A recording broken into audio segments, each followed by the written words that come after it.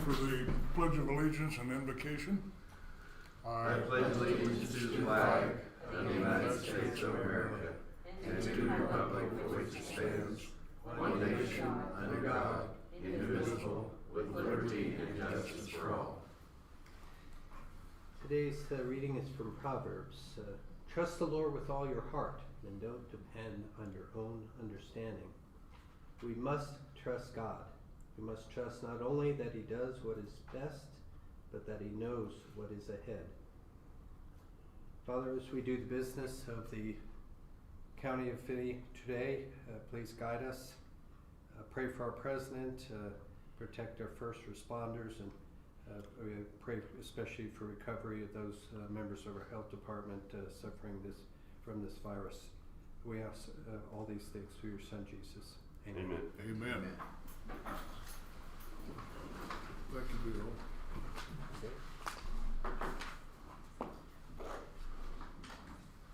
First off, on our agenda, we need to add 2 executive sessions down about where it says board governance on that agenda. So if you would add those, I'd entertain a motion. So move, Mr. Chairman. Second. Have a motion and a second to approve an amended agenda. All those in favor say aye. Aye. Aye. That passes. The consent agenda.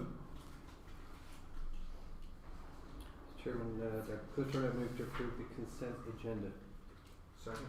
Have a motion and a second to approve the consent agenda. All those in favor say aye. Aye. Aye. That passes also. Public comment. Anything not on the agenda that somebody would like to address? No public comment? I'm going to pause here just for a moment and reflect on something that's probably pretty obvious for those out in the land of streaming video. First off, you notice the absence of our chairman. He sends his regards, but he's home as a safety measure over the COVID potential exposure. You also perhaps notice an improvement in our video quality. We've been waiting for months for some video equipment to come, so we'd be a little more modern, and that's up and running today. So if anybody has any concerns, comments, or other remarks they'd like to address about our video and our streaming of a meeting, please send that in, and Dory will make us aware of that. So I thought they just sent it to you, Dave. okay, well, my video is my computer here is acting up. So with that said, old business. Do we have any old business that is not listed here? Seeing none, let's go to our business items, and we have a Spark grant update. If Jeff is online and ready to have a meeting, and we'll turn this over to Jeff and Robert. Are you there, Jeff? Hey, yes, I'm here. Can you hear me? Can you see me? We don't see you yet. Do you see us? I don't see you. So, but I am on the Zoom, and I'm glad that you can hear me. Yeah, we can hear you. Great. So, we had sent over to Robert and Dory, the reimbursement report that's due to the state. We were able to, as you all approved during the last meeting, we were able to redo some of the reimbursements. One major piece of item, I don't know, Robert, if you've shared the good news with everybody publicly, but we did receive funding on the Connectivity Emergency Response Grant, which is a huge boost for the fiber project. That's actually going to be able to be covered out of Department of Commerce funding. So instead of having to come out of Spark funding, and that makes more money available for the community. So I think as part of our overall strategy, to maximize the dollars where they are, that's massive. Good. And your picture's up now, so you're looking well. Whoop, there you went. Go ahead, Jeff, I'm sorry. Yeah, so that is that's that's definitely a big major piece. It's going to allow us to kind of reallocate some of the funding that's available within the county's direct aid portion, and also bolster some of the programs. We'll have a final listing to you right now in terms of, or shortly, in terms of the amount of uptake on the programs, but just for everybody publicly, all three programs are up and operational. So the Household Emergency Relief Program, the Agency Operational Relief Program, and the COVID-19 Response and Recovery Program. And I'd really encourage you to talk with all your constituents and make sure that they reach out, make sure you reach out to them to let them know that these programs are available and open. We've had some good communications with some of the major folks that we knew were going to be submitting requests into that, including Garden City Community College, USD 363, 457, and then some of Garden City as well. So we've been kind of tracking these things down and making sure that they're submitting. But just other organizations, especially those businesses that were really, really hardly hit by COVID, we'd really encourage you to let them know that these programs are available. We've gotten a good number of applications already, and we'll have a little bit of an update for you later today. We'll email it out to Robert to share out to everybody. But those grant programs, are one of the key ways that everybody's going to get involved within the Spark dollars and make sure that they all get out. Okay. Little side question here, Jeff. I noticed in our local newspaper and on some other media, our two Kansas senators are asking or have asked, or that somebody's taking action in Washington to extend the period for expending these CARES funding amounts for an additional year. Yeah, that would be ideal.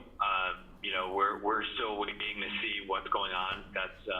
There was negotiations at the federal level last week between the House and the White House. And I think that was one of the pieces that was included in those negotiations was the extension of those dollars. I think there's a realization that the funding just isn't, that COVID-19 is going to continue to go on. There needs to be additional funding, and there needs to be, time extensions on the funding that's already been authorized, specifically, these Spark dollars. So we're waiting, that nothing passed last week, so I don't have, good news, or I can't jump out and say, hey, yeah, it's going to be extended, but it is a piece that's in those negotiations. So it's something that we're closely monitoring, but unfortunately there hasn't been a deal yet. Correct. Okay. So, yeah, I mean, that's definitely the sincere hope that, additional funds become available, and they get, shared with everybody that they need to be shared with. But overall, the report that we're submitting to the state, it shows about $1.68 million that's going to be reimbursed out to organizations, and then we have, with the approvals that we received, last month, kind of in the middle of last month, we're starting to expend the county direct aid portion as well. So getting a lot of stuff done, and then there's a lot of things still to do. Okay. Jeff, how many household applications have you received? I'm sorry, Commissioner? How many household applications for homeowner applications for assistance? How many? We were at, to be honest with you, I don't have the number right in front of me. We're in the process of cleaning up some of the back end, so staff was working on that this morning to get me that number, but unfortunately I'm going to have to follow up with you on that. I believe as of Friday we were at either 30 or 31 from household. Yeah, we were at about 30. I just wanted to make sure that there was no duplications in that. Mm-hmm. We found some duplications on Friday as we were going through stuff. Okay. And most of those, they're rather small amounts in terms of the general outlook of this program, correct? Yes, they would be. Remember that the maximum amount per household was $10,000. Yeah. And that specific program had 10% of the overall amount, which was just under $1.1 million. But of those 30, there are probably few, if any, that ask for anything close to the 10,000. Would that be a safe statement? That would be a fair statement, correct? Okay. Yeah. But to them, that's a big amount. Oh, sure, yeah, it means a lot, yeah. Any other commissioners with a comment or question? Mr. Chairman, Go ahead. Lon. for those online, this is Lon, and this is for Robert or Jeff. I'm looking at the memo that we received from you, Robert, with regard to the reduction to subrecipients of 13,600 approximately. Was that stuff that we found? The state said that they weren't counted, or how did that come to be? So our team went in and was doing a duplication as part of the payouts, a deduplication. So we pulled those out. Okay, so that was something we found then. Yeah. Okay. Yes. All right. Thank you. So we're just letting the state know, because of how rapidly we did it, Commissioner Piston, there were some duplications that weren't caught in the first round, so we were doing an additional scrub and found it within there. Yeah, I'm not troubled by it. I just wondered how it was identified. Thank you. We also, just for the commission's information, we did extend one of the program's due dates. Is that not correct, Jeff? That's correct. So yeah, we extended the due dates by 2 weeks to make sure that we could continue to get applications in. So, again, I think it's just the outreach coordinators are doing a good job, but also just to kind of expand it out there as well, just making sure that everybody knows to get their applications in ASAP. What it's, kind of this month of October is to get the applications in, start making some decisions. We'll come back to the commission at the next meeting with a list of, these. Obviously, we won't share the personally identifiable information for the Household Emergency Relief Program, but we will tell you, who applied for what outside of that program and the dollar amount, so that we have a strong understanding of what dollars are available there. And if all of the programs, so let's say the Household Emergency Relief Program turns out that, only 50 people register for that, and they're doing an average grant of $8,000. We still have another $600,000 in that pot, and we can reallocate those funds at that time. We'll be able to move the money around to make sure that the dollars get spent within Finney County, and make sure that they're done on items that will improve our capabilities going forward. And then, Mr. Chairman, my other question is, then are we asked to take some action today on anything, or is it just all administrative?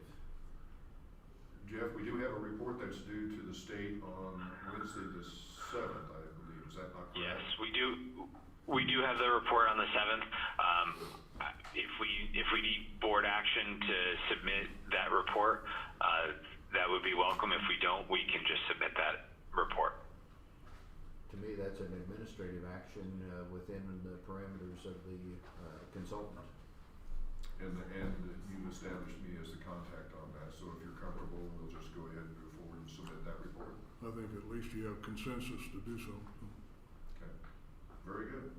Robert, before we go, would you mind, for the public's benefit, readdressing the contact point with convention and visitors, and kind of generally what programs they're going to be the contact point for?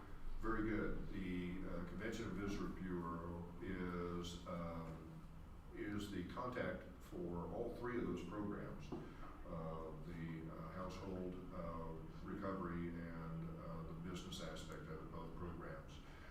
They are also doing an outreach through various other partners within the community, and late last week started some public service announcements on the radio. So they're continuing their outreach, and hopefully we get continue to get very good response as we have been. Good, thanks. Very good. Okay, anything else, Robert, that you need to address? nothing on this program. Jeff, do you have anything else for this morning? No, I don't. Just to say thank you for your time this morning. All right, We appreciate it, and so stay well, and just a second, Jeff. Well, this is just tongue in cheek. Jeff, I don't think you've met your minimum time allotment today, so. Well, I try to be brief when I can. So.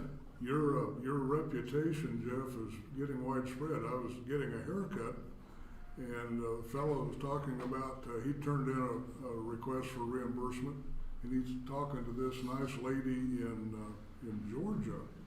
And I said, the guy we talked to is not nice, and he's not in Georgia, so that's my tongue in cheek. So, anyway, wow. Thanks, Commissioner. we appreciate your time. But Alyssa is very nice, and I'm glad to hear that there was a positive result there. That they are. So anyway, we appreciate it, and we'll talk to you next meeting, and go ahead and send your report. Have a good one. Okay, thank you. Bye.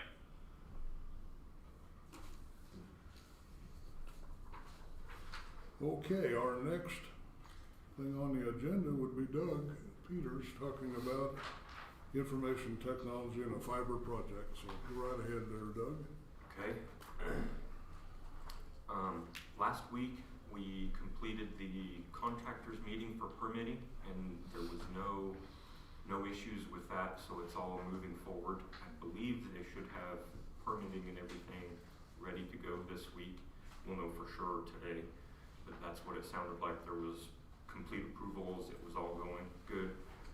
Finney County also met with the head contractor late last week. He said conduit is being delivered and they are ready to start just as soon as the permitting is finalized. So that should be this week as well. Finney County has ordered the networking equipment that will light up all the fiber when it is installed. So we should have it delivered well before the completion of the fiber, and we should be able to. The plan with the fiber is for us to follow them around as they get a building completed. We'll install the networking equipment and turn everything on kind of in a rolling run around Garden City. And we have the paperwork pending with GIS. What we're planning on doing is like they're doing with the Jenny Barker project, the flyovers. We're going to have GIS do flyovers of the fiber project as it moves around town. So we'll be able to present those videos to you when we start on those also. Good. Any comments or questions? Well, Doug, you might address that we increased the size of the fiber cable ordered. Yes, that was, and that did not cause any delays or anything with that. We did double the quantity of fiber that's being installed from 144 to 280 or 288, whatever the standard size allotment was there. Yes. And that will allow potentially outside of government hookups? Future growth is what we're terming that. It could in the future be allowed to be utilized by city or school district, or if county does additional buildings that are part of the county, will have growth potential there as well, yes. Okay, all right. Anything else, commissioners? No, Commissioner Clifford, I attended the ITech meeting on Friday, and we are ahead of schedule, so that was encouraging considering the unpredictability of weather.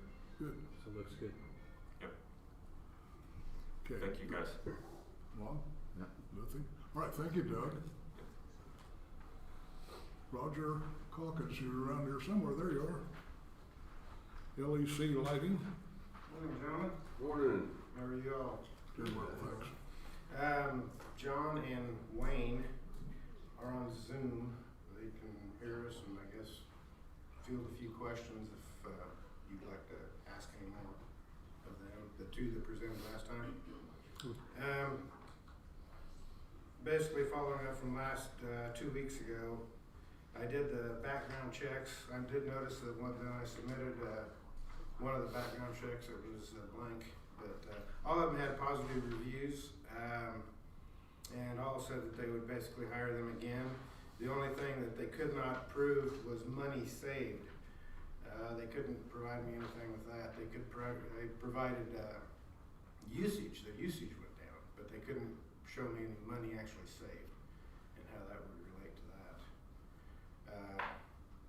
Do you have any Roger, questions? they couldn't show savings because, I'm sorry, bang the mic here. Couldn't show savings because the lighting is a part of a far bigger bill that covers heating, air conditioning, other things, right? Yes, sir. Yeah. So they couldn't extract that information from the bill. So how will we do it? Well, we couldn't either as far as that goes. All we're betting on is their evaluation of the system and what the wattage use is and how much that would go down by going to the LED system. Wayne's audit that he presented us earlier gives a pretty good idea of the savings, but it's going to be hard to track if that's true. Yes, I believe that's true. Well, you'll be able to track the individual building on the amount of usage. Well, the only Totally, building. but you can't, I know it's not all lights, but Yeah. the majority of it is. Well, like the people that I did the background check on, they could see the decrease, but they couldn't specifically say that was light. Because they would have something on every light, to show that. Good morning, gentlemen. I am unmuted if you can hear me because I hear the conversation in the background. So just to comment on what Roger is talking about, obviously the most important thing to justify saving is the drop in consumption. So, I think if the question is structured in a way that, hey, how much in your bill of it is lighting, it's going to be very difficult for them to say. However, if you see the drop in consumption, provided the cost of energy has changed, then you're going to see the savings. So one of the things that we would do for Finney County Jail is once the lights go in, as I mentioned before, we would wait a full month, come back in, sit with the county and review the drop in consumption and also review the dollar amount that we're projecting that you're going to see the reduction in savings of, right? Just to ensure that we're on track, because once we do that, then it's smooth sailing from there. So we come back in a month later, and we do year over year, because obviously, depending on the time of year, the weather drives, the HVAC consumption. So, for example, if the lights were installed in November, we would wait until December 31st of 2020, and we'll ask you to pull your bill for December of 2019. We will do the mathematics to ensure that there's apples-to-apples comparison as it relates to the cost of energy. And then what we're looking for is that drop in consumption, which naturally will certainly take place because last year this time you had old technology lighting. And then if for some reason the drop in consumption is not where it should be, then typically what we then do is get back with the folks at the LEC and look at the audit one more time, just to ensure that perhaps there's a few line items where we overstated the hours, because that is the only variable that would create that. Now, the positive thing for you is that of the 2,000 clients we have in our portfolio,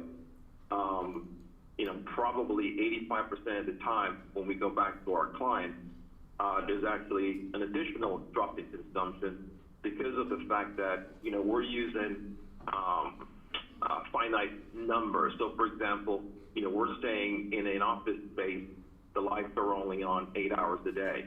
But we know that there's days that people forget to turn the lights off. We know they leave on the weekend and left the lights running.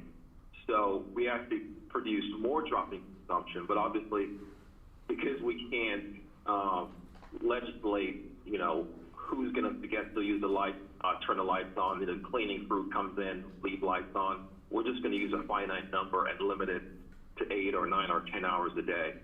So those are the things that we do to come back and ensure that our clients are actually seeing the savings. And the next thing I typically try to recommend is that when they're speaking to our referrals, because they're speaking to the person that is more, for example, Bill, who's the car wash owner, we probably needed to speak to the accountant who paid the bill to say, yes, the bill dropped. But because the consumption dropped, we also know that the overall spend will certainly drop as well. And like I said, we don't just leave that to chance. We come back in a month later and sit with you and confirm that. Okay, thank you, Wayne. Mr. Chairman. Sure thing. This is Lon. To Roger, Wayne, whoever. I guess I hear what you're saying as far as hard to identify the savings other than usage and so forth. But as you were talking to those referrals, did they address there's the profit sharing or cost sharing thing back to the county, 75-25 split? Did they address that? Are they seeing that money come back to their organization, whether it be the car wash, whether it be the other county and so forth? Because that's what I'm most interested in, because that's the promise that I'm hearing from this company. Well, the only thing I could get them to commit to was that they saw a drop in consumption. That's what I could get them to commit to. Because you don't know if your AC's running or how that's going to affect your bill, But all I could get them to commit to was a drop in usage. And I talked to the owners and the sheriff, So then, Wayne, how does that equate to this 75-25 split that you spent quite a bit of time on with us last time? Yeah, so for example, when you look at the audit itself, in fact, the contract that was finally put together for you by the engineers versus what we initially did with John, there's actually a change where the initial compensation back to FBS was $3,154 per month. That compensation has now been changed to $2,389.86. There's a difference of $764 because of the fact that the engineers they did two things. They round down the cost of energy from 0.094 cents down to 0.094 just to ensure that we're even more conservative. In addition, so the baseline, because the cost of energy dropped by 0.004 cents, the baseline, in other words, the lighting portion of your bill fell from $5,900 down to $5,500. In addition to that, the engineers, when they looked at the audit that John sent over, they actually increased some of the wattage replacement for some of the lights throughout the facility and gave you more light, which means we sacrificed more saving. So that as a result of that, those two things caused the compensation back to FDS to drop from $3,100 down to $2,389. Now, to answer your question specifically, because of the fact that we are able to extract the lighting portion of your bill specifically, and the way we're able to do that is because in a jail facility, the lighting consumption is very predictable. At no point in time am I ever going to anticipate, for example, the lights in the pods or in the consumption, right? They're going to be going off at 10:30, 11 o'clock at night, and they're coming on 5:30 in the morning every single day like clockwork. The lights in the common areas will always be 24 hours. So what that allows us to do is pull out the lighting portion off your bill. Okay, once we do that and determine the baseline of 55, in this case 5547.46, and we provided a replacement with the same hours of consumption, that's 75% extraction from the savings of $3,186. To answer your question is how you're going to see that come back in your overall bill. Well, even though you do have an up and down movement with the HVAC, which we do not control, and I guess to a certain extent, neither do you, because we don't know how cold or hot it's going to be on any given day. We do control the lighting portion, however. And so, again, just for proof of concept with all our clients, they always see that portion gets delivered back to them. And how it's delivered back to them is because of the fact that off the overall savings that you are retaining, the 75% portion is what we keep, And then in addition to that, that 75% portion to FDS does not change over time, which is a very, very important point. And the reason why that's important is that lighting is a depreciating asset, as you know. And so, you know, if someone decided to go out and do a lighting upgrade on their own, you know, most of the folks that we speak with, you know, 8 out of 10 times, they're taking out some kind of loan. Well, that's the worst thing you could do because it's having a double whammy effect, right? You're paying off a loan with interest so that your cost increases over time, and the asset you purchased is devaluing over time and eventually fails, and you have to replace it. So that's not a good option, right? And so because the compensation to FDS stays fixed, there's no interest, there's a hedge against inflation. As the cost of energy increases over time, it delivers even more value back to our customers because we're not coming back and raising the cost of energy in our calculation to assume a bigger piece of the savings over the length of the term. And that's why we've been able to do what we do and deliver value back to our clients. Well, and I think And like I that's, said, you know, we do come back and sit with you and ensure that what you're looking for is there. and I think that's important to remember too, is that the cost you see stays the same. It's not like they reevaluate the 75-25 every month. That's locked in. And Yeah, the correct. pros, That is locked in. Correct. yeah, the pros and cons with this, as I see, is that, you know, the pros is you can have somebody come in and replace all your lights in a short manner of time, and you can start seeing the savings right away. One of the aspects of it that I particularly have an issue with is the 15-year term seems like a long time. I understand they have to make their money back, but that's just the pros and the cons as I see them. And I've echoed in my concern before, major concern with this proposal is that the 15 years is far beyond the life of this county commission and well into several down the road that we're taking. If we adopt this program, we're committing those future commissions to it. So today, go this second one.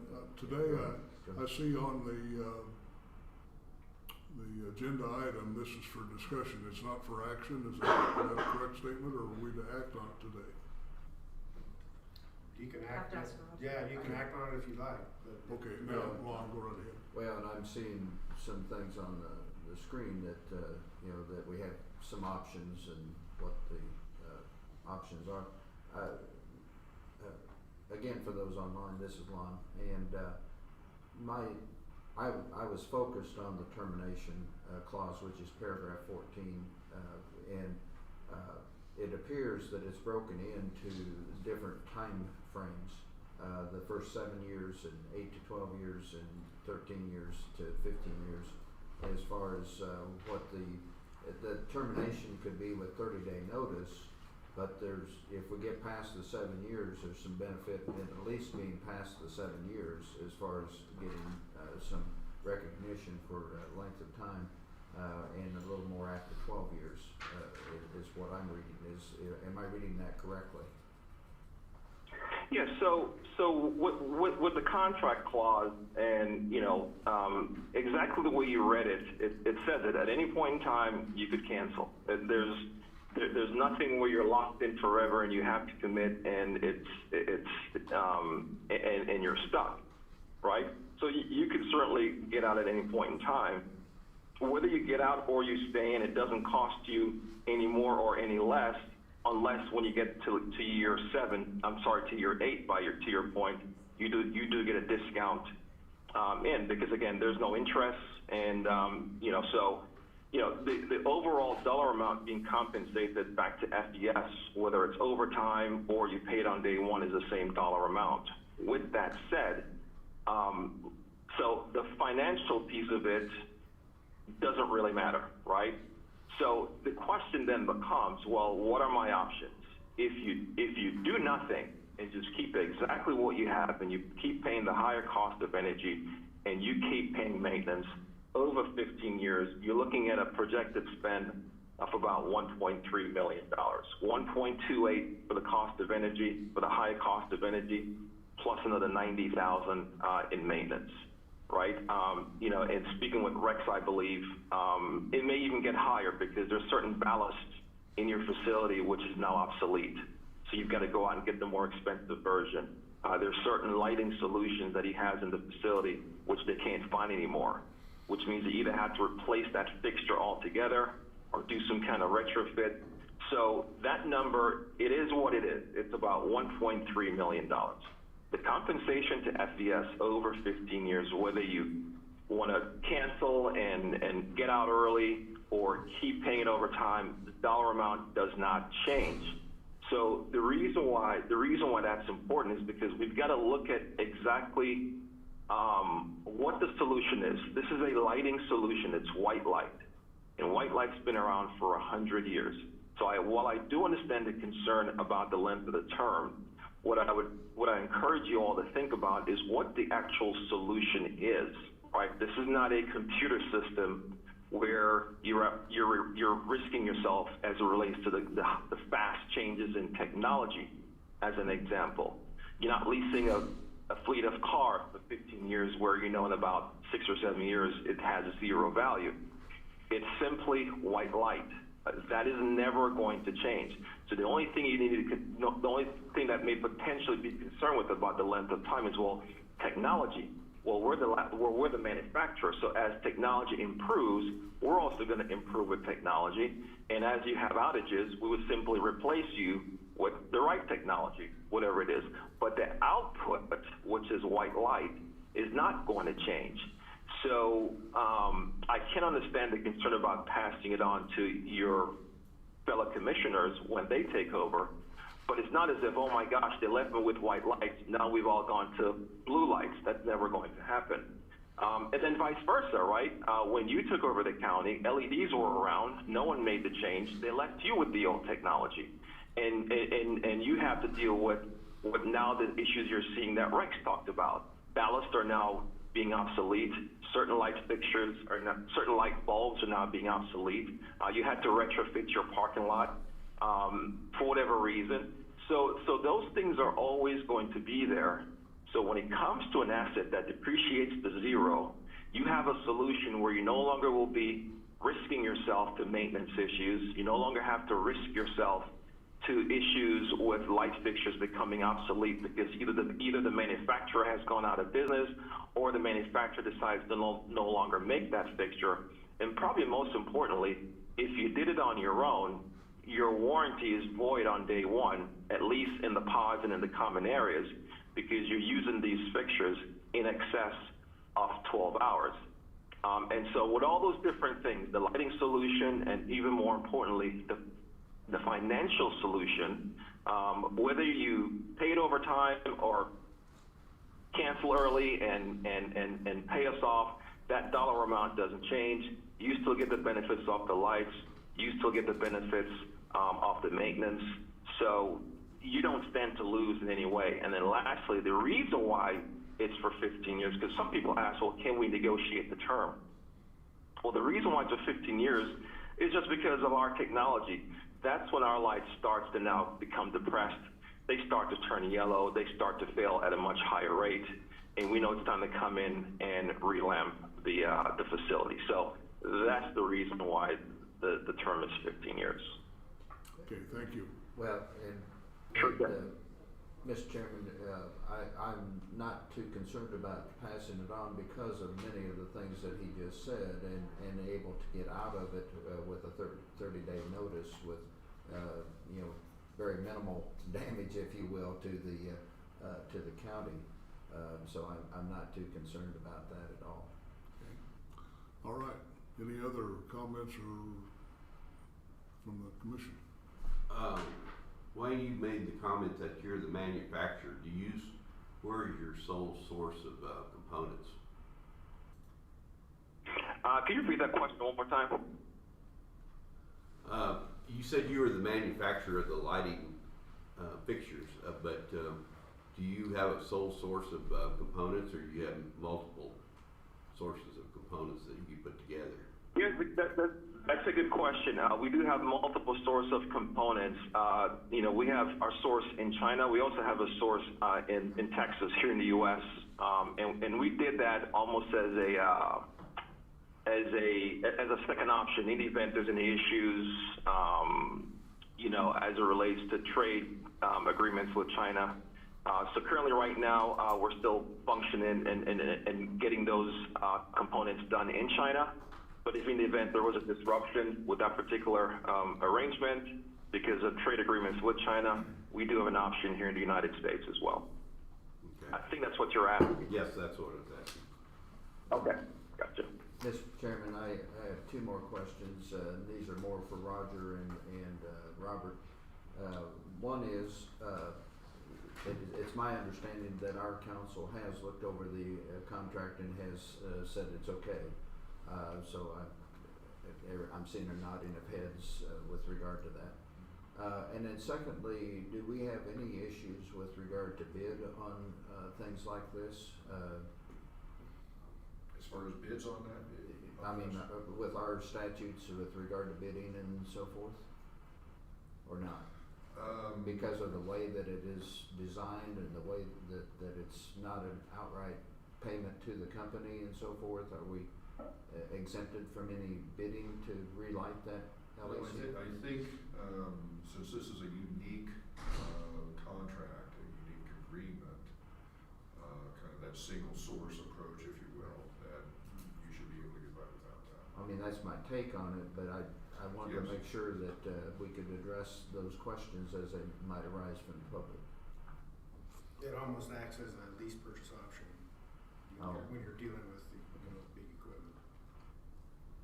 Okay, I'm ready to entertain a motion, yea or nay.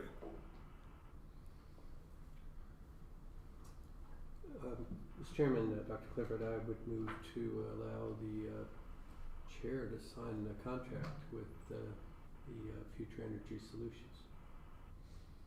And I would second that. A motion and a second to allow the chair to sign the contract, which means program move forward. Any discussion? Then all of those in favor say aye. Aye. Aye. And those opposed, same sign. That motion passes. Thank you, Roger. Thank you. That's the contract you'll need, wherever it's at. Okay. This And one? thank you, Wayne. If you're still on, we'll look forward to seeing you back out in Garden City.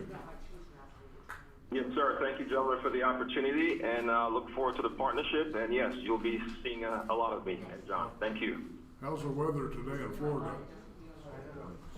All right, it rained all weekend long, but rain or shine, I'm healthy, family's good, so it's all good. All right. You have a great day. Good luck. Thanks. Thank you, sir. You too. Take care, gentlemen. Thank you, gentlemen. Bye-bye. We're ready for the next item.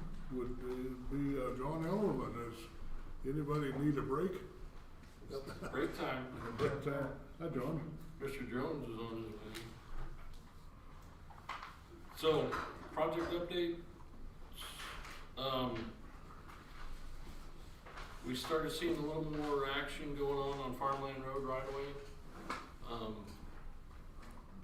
few more contacts made, and I think items sent to the title company for payments.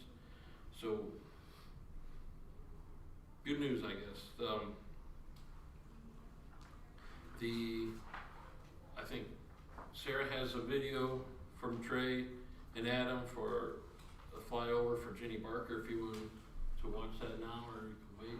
I have two, John. Do I the- have Retention Pond and Jimmy Barker flyover north to south. Yeah, we wanna pick just either one, we wanna play both of them. Okay.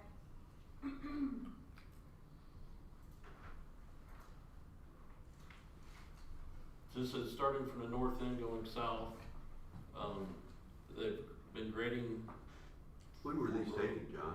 these were last week, Okay. Wednesday, Thursday maybe? They're moving Wednesday. dirt.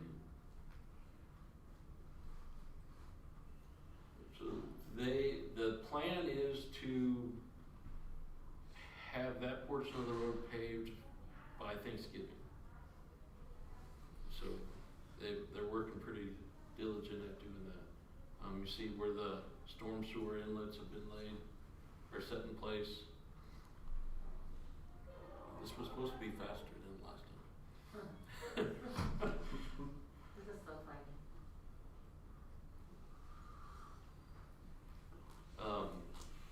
The water line is getting close, if not down at Shulman for that replacement. I think this week they should have a day where they'll need to close off Jenny Barker to traffic while they cross from east to west. But then open it back up as soon as they're finished. But now the traffic will have to work their way around Porterhouse to T-Bone or Tenderloin to T-Bone out on Shulman. Storm sewer, you can see there on the left are the inlets. Right there at CNS Circle would be where they stop. They're waiting for another inlet that hasn't arrived on the project yet. So when they ran out of, when that happened, they went on with the water line. I think they'll finish the water line up before they come back to storm sewer. Sorry, bear with me. And this must be interesting because we stopped. Some of those homeowners out there probably are a little more anxious than the rest of us to get that project over with. They probably are. There hasn't been a whole lot of complaints from them yet, but I would be anxious because it's been a mess, especially when they're digging storm sewer and very limited access along Jenny Barker. Weather's been pretty nice though. Yeah. We had 1 week where they didn't do much of anything. We're on day, we've used up as of last week, on the second weekend, December 2nd, was 63 days out of 215. And those are working days, so if it rained, they're not charged today. Last weekend, I think they had some of their storm sewer blow around quite a bit. They found a handful of pieces over at Menards. Wouldn't be surprised the way it was blown. And those are some of those. They're 60 inch and there's all the way down to 24 inch pipe. You said 60 inch? 60 inch. Wow. And those are the pipe that will go down Porterhouse and T-Bone, or Tenderloin. 1 run down Porterhouse and 2 runs of that big pipe along Tenderloin. They're not along in Tenderloin.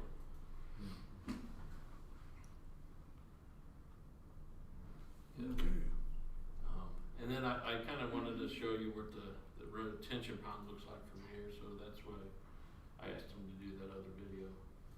It looks a whole lot different than what it did when they took over.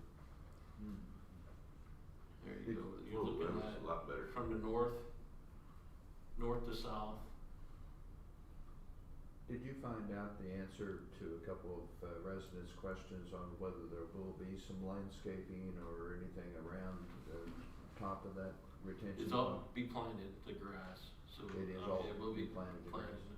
all the way, even through the bottom, I believe. Okay. Yeah. Because they were concerned about the dust. No, they've been, I think, trying to keep the dust down. They had water trucks and water, both that and the project too, so they are mindful. Yeah. Whether they can stay ahead of it or not is another story. Yeah. John, are those sand piles for their cement plant? Is that what that The is? sand is for backfill of the storm sewer and the water line. Oh. So they've been making that out of the bottom of the pit and screening it and using that for the project, yes. What will they do with the concrete that they got piled up there? Will they do the? I imagine that gets hauled off and crushed. The Spores got an operation north side of the highway up there by Sherlock, Schmoka. Okay. Unless they use it for riprap around the pipes. And there is some of that there too. They were kind enough to allow us an inlet. If you could see between the two houses, there's the culvert in that area is where we have a lot of flooding and heavy rains and water will sit. The plan is to build a inlet into the retention pond to help relieve some of that water and trying to get, I mean, it's so flat to get east or west that they're gonna let us take some water into the pond. Keep going on that retention pond, and Roger will be out there putting up picnic tables and stocking that with fish. Well, the bottom's sand, so I don't know, it won't have many, there won't be much water in it for very long. Okay. All right, thank you, John. Other projects I have going is the local road safety plan that we signed off on a few months ago, where KDOT Tech, some consultant will get with us local, and they'll drive around all our roads, any roads that are federal aided routes and over 35 mile an hour and paved. They'll come out and drive them and video them and then give us suggestions on safety measures that can be taken. Leaves that option up to us or whether we take them or not or do anything with them, but we have that plan. And in order to have a high-risk rural road project in the future, you have to have the safety plan. And our high-risk rural road project is, final plans have been submitted to KDOT, and the last, I know they were going to November letting, and that was the restriping of center line and no passing zones with the no passing pennants through all our asphalt roads. Pretty much most of them. And I think unless there's other projects or anything else that you're asking about or want to know about that I can make up, we'll be happy to. How about our stop sign on Third? Call again. They've been called, they know about it. KDOT, Ron Hall's, yeah, that's as far as I know. Go ahead, I'm sorry. Go ahead, Lon. Question, back to the farmland project, and we have that projected shortfall of funding. Is that still the same number, or do we know yet, since the right-of-ways have been secured and so forth? Don't know yet, I don't know the final numbers on the right of way yet. Some of them, I have a feeling the right of way is gonna be a little higher than what we expected, but maybe what I expected, but not as maybe as high as the estimate, so I think we'll be okay. It's just project costs maybe at letting time that I think we might still be we might end up being more than 500,000 where I think we are. So the bottom line to my question, it kind of bleeds over to Robert, question to Robert as well, is should we continue to be searching for those dollars, or is that going to be problematic for us in our budget? It wouldn't hurt to search for more dollars, and then maybe asking KDOT for that help. The project cost share that I applied for last year did not get accepted. I did not apply for it yet this time. I don't know if I think I missed the deadline or it's passed for this year.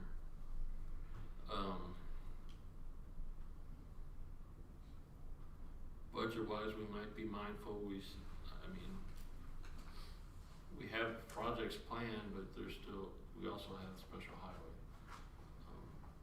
I guess the bottom line of my questioning is to keep that on our radar, Mr. Administrator, because we don't want to come up at the last minute, and that's what creates an issue for completing this project.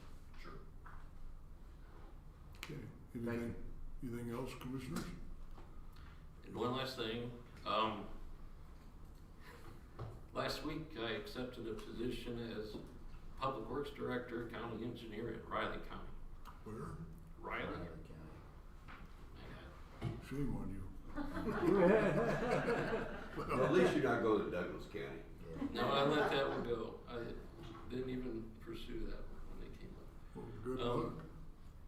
I appreciate the time and the confidence you've had in me, and hope I've done you proud. What will your last day be with Finney County? I think November 20th is right now, and I start there on the 1st of December. That gets you a little closer to Missouri, doesn't it? Just 4 hours. Almost halfway. Yeah, thank you. and you still have a lot of kinfolks in Missouri, I'm assuming. They're all there. Yeah, All around St. Louis. John's, we appreciate what you've done, so best of luck to you. Thank you. Thanks, John. Thanks, John. Thank you. Well, that almost causes us to need to take a break after hearing John's announcement, so. Next on the agenda is Health Department, and where are we, Mr. County Administrator? Is there somebody gonna report, you or someone else? Yes. We've got Colleen on. Oh, we have Colleen on. Hi, Colleen. Yeah. Good morning. Hello, can you hear me? Yes, we can hear you. But turn your audio down at home, you're echoing. Okay, hold on here. Okay, is that any better? Yes. Yes. That's very satisfactory. Okay. Go right ahead. I'm sorry, what did you just say? Go ahead, Colleen, we can hear you well. Okay, perfect. So to kind of just talk about what our numbers have been for testing.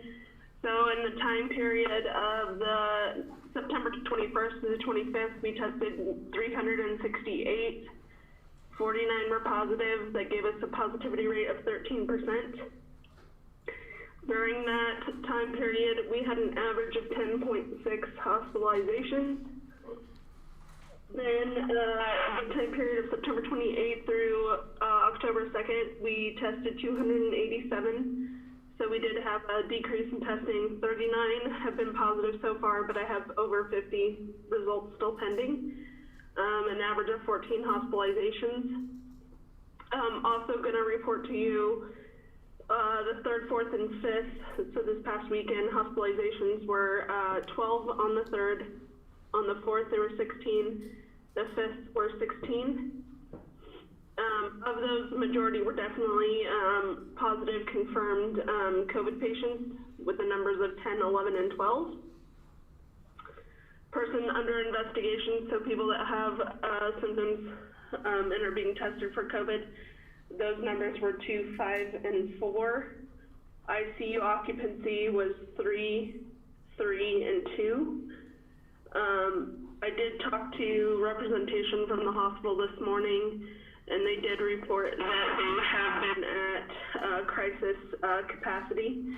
They have now been able to receive some more staff support from Centura to be able to continue handling the increased numbers. It has been a little crisis capacity there for them the last 2 days, and then last week there's about a span of 6 days that they were at crisis capacity. So that's definitely something to know and be aware of for the hospital. But now that they have some more, now that they've had additional staff, they said that they're hoping that that should help them handle whatever volume comes in. As you all are aware, we had our first positive inmate at the jail called KDHT that day as soon as we had that first confirmation, and they sent out Phil Griffin as a representative from KDHE. He has been a component and a lead on all of the outbreaks at all of the facilities across the state. So he came and we had a meeting on Thursday with Sheriff's Department, jail administration, and nursing services to also start putting together a plan.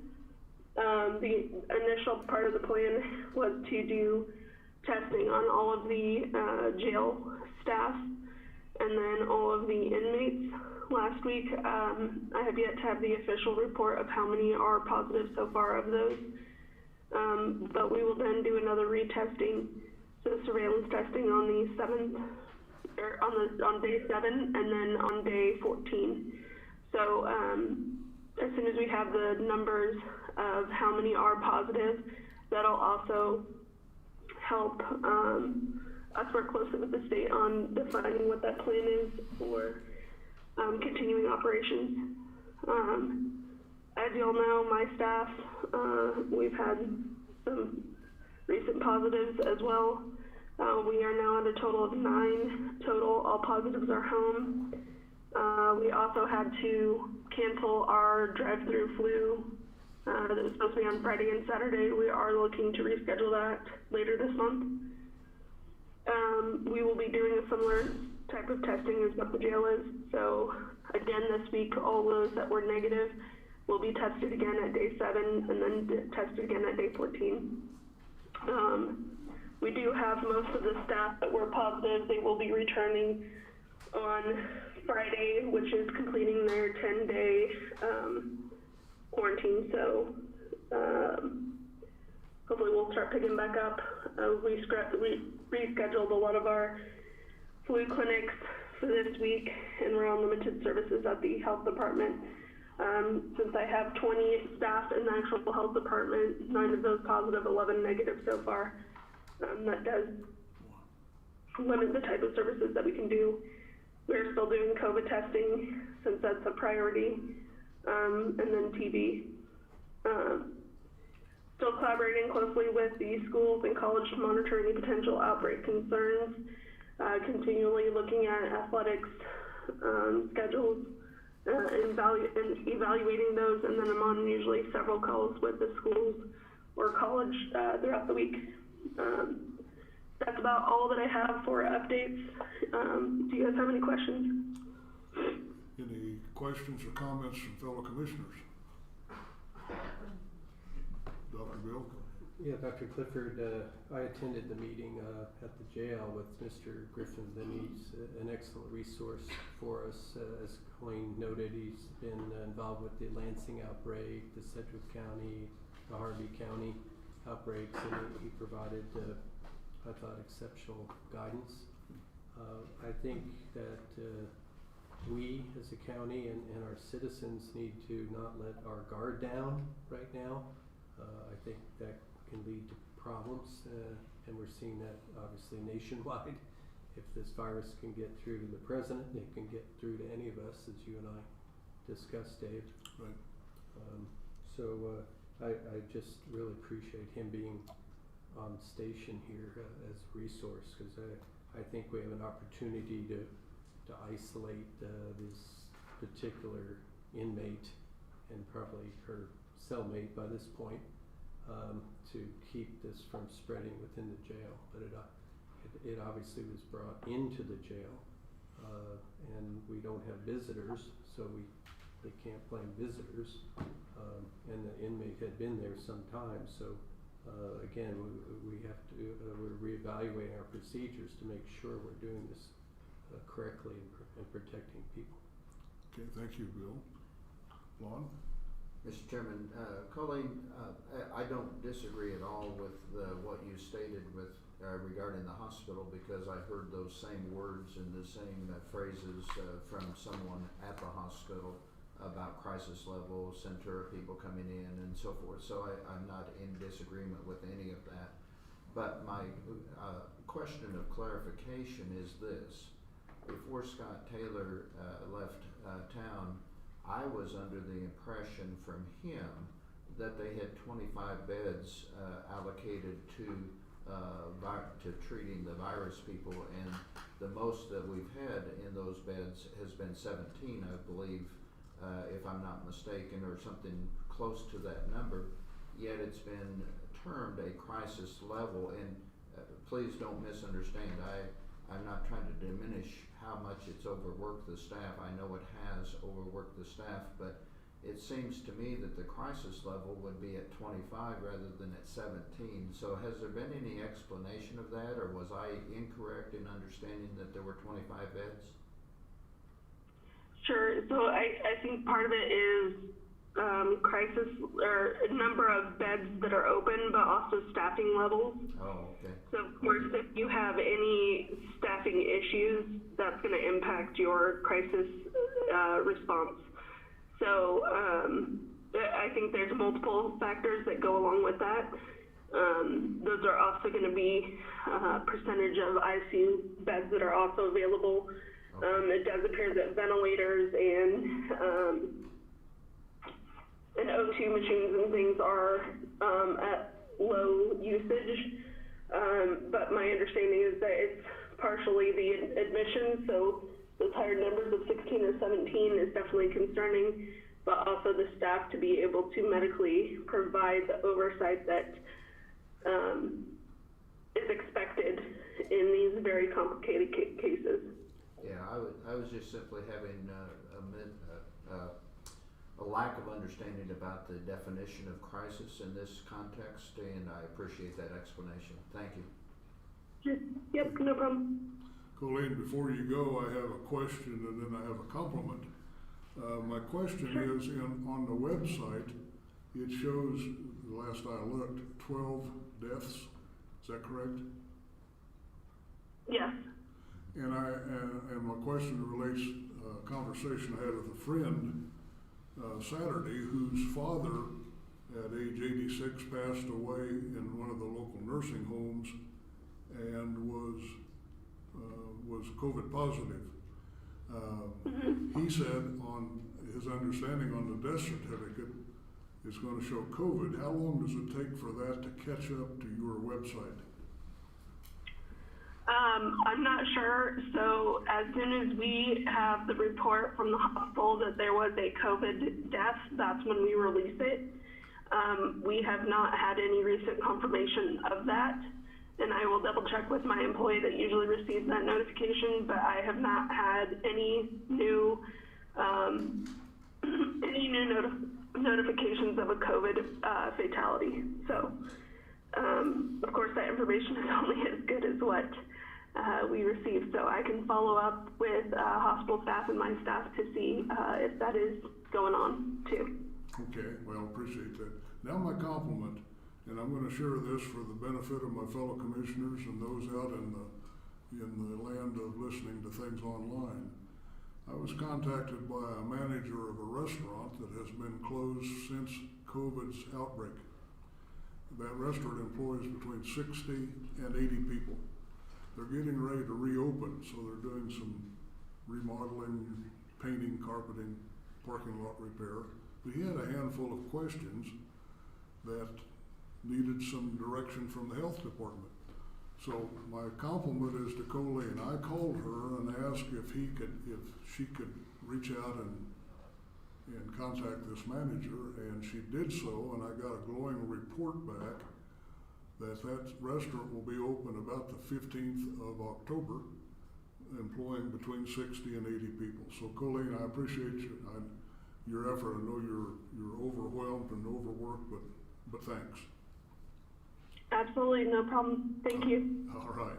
Anything else, guys, before we let Colleen go? Get well, dear. We'll see you. Thank you.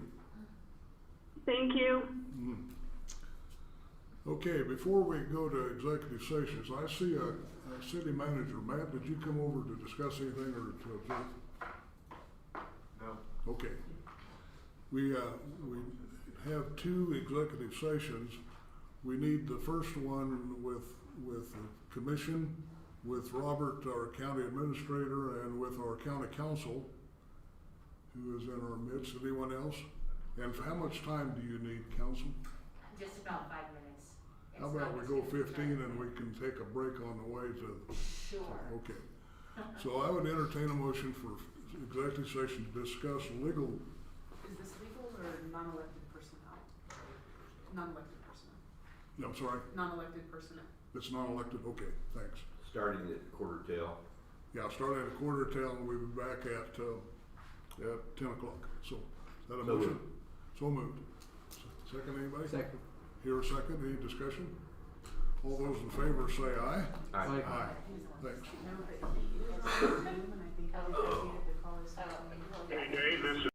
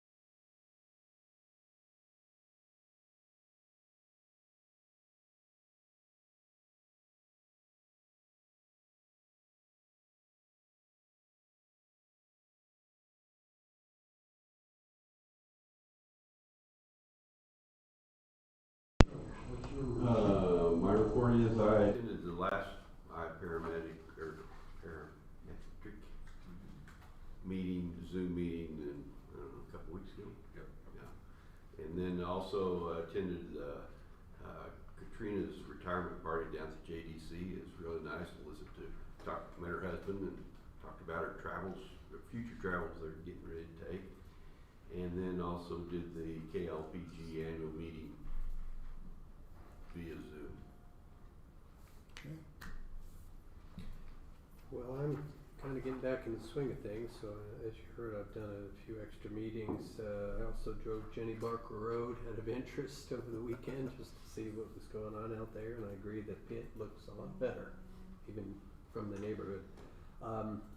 Sparks meeting, the Diatech meeting, went over to the jail for a meeting, again with Phil Griffin. That was very productive. Attended Katrina's luncheon. We had a Compass meeting at the last minute. It went online. I feel like I'm dodging bullets because it turned out that Lisa Southern was COVID positive. And I had planned to be there in person, and so she saved many of us, I think. First met with the AG yesterday, Congressman Marshall, former Governor Collier, as part of the GOP bus visit. Oh, I should have mentioned that. Yeah, Larry was there too, and Becky. And the HOA meets at Southwind tonight, update covenants after 30 years of senescence. So I may have a report on any activity out there. That's all. Okay, thank you, Bill. Lon? Not a lot of earth-shattering things, obviously, but I did participate in that KLPG call, which I do.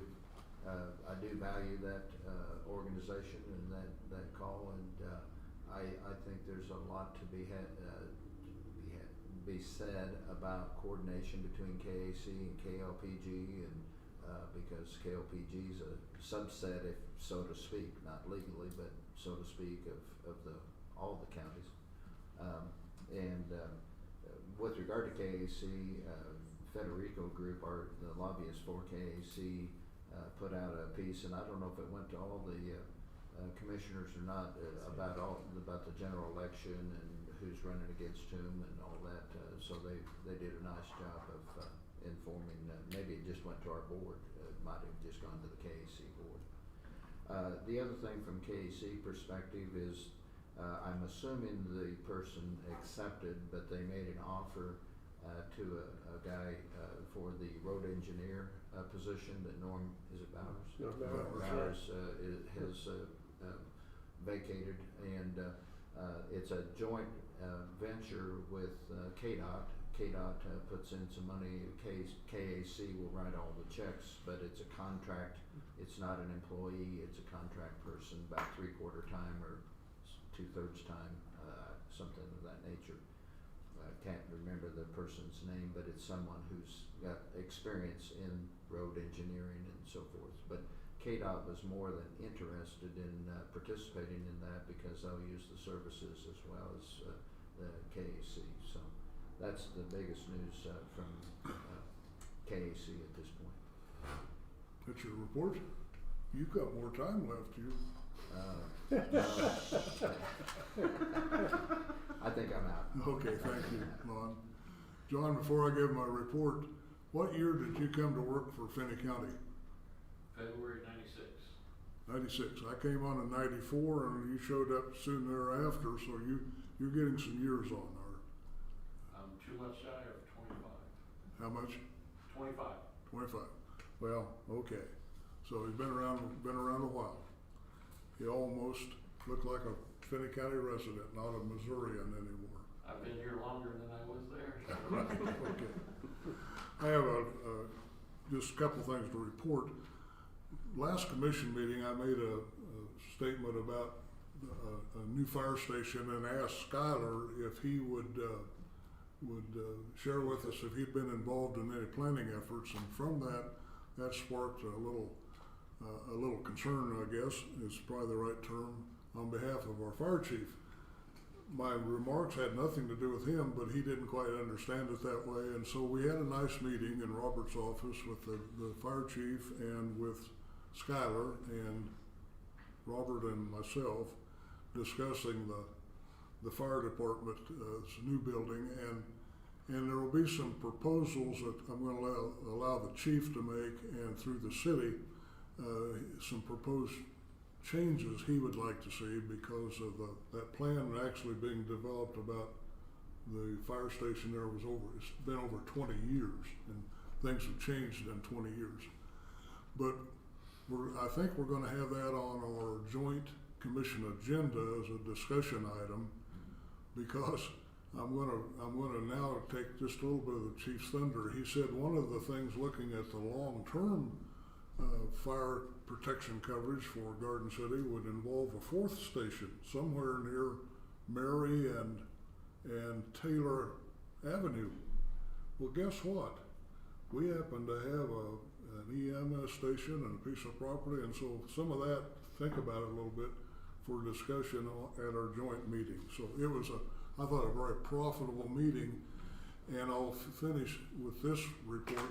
No architects drawing plans yet. However, Bruce Glass has been on retainer from the city's standpoint of each year updating the fire station drawings a little bit. So that's not yet started being drawn, the final one, but needs to start. The chief thought somewhere about no later than April of 21, so it's time to get started. That said, at a library board meeting, they're still very cautious at the library.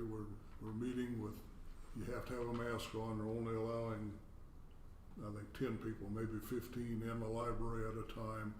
That's somewhat by appointment, and they have an hour, then they have to leave and so on. So they're being very conscientious of the COVID.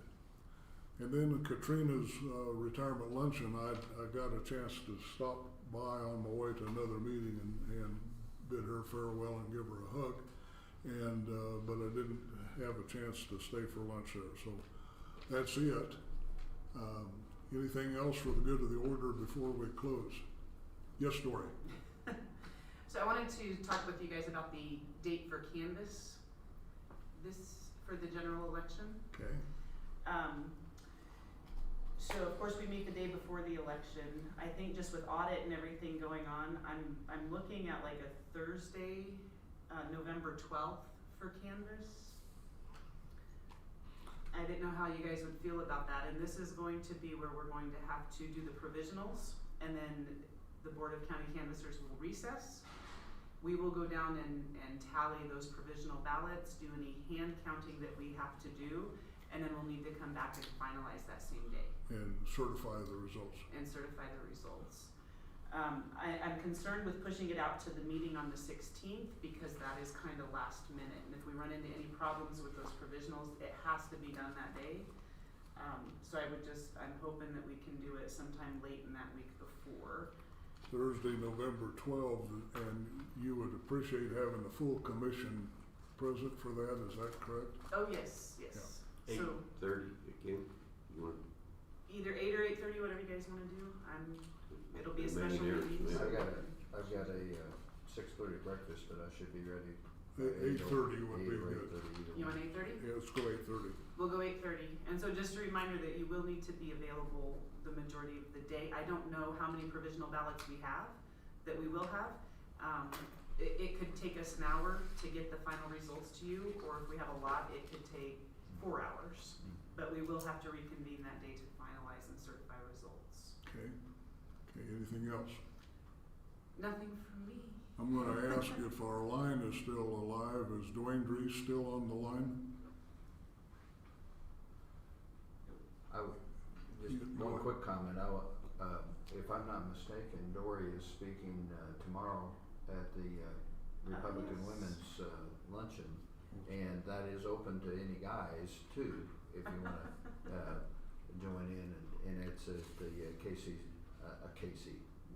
GC Steakhouse, Garden City Steakhouse. So, but she's going to be informing them of all the election activities, I assume. Yes. We do have a lot of activity going on right now. So we're over 1,500 mail ballots. I don't know last time I gave you guys numbers, but we're at about 5 times what we had in August already. So. Requested. Mm-hmm. see how many come back. But Yeah. that's a big, big increase for us, so we're How many trying came to- back? What was the percentage in the primary? The number that came back, I'm thinking it was around 89%, if I Yes. remember correctly, It was fairly high. of just the mail ballots. Yeah, it was just the Yeah. requested, yeah. I get concerned when they send these out unsolicited, when they send those applications out unsolicited. A lot of people fill them out and I don't think they understand what they're filling out because they show up on election day, which causes them to vote a provisional ballot, which makes more work for us down the road, so. Been trying to get the word out about, know what you're doing. What validity in Kansas under the rules, the election rules, would this president's position or his statement about it, all of you show up that can and be poll watchers? Do you allow people to stand around in the polling area and observe what's going on? There are specific rules and they do have to, apply for that capability through my office. They can't just show up on election day. So they need to do that ahead of time. Yes, poll watchers are required to contact my office, me specifically. Okay, all right. Anything else, guys? Steve, did you have anything to share back there? Nope? Yes, sir. Well, I guess until we hear otherwise or October the 19th, we are adjourned. Thanks, Dave.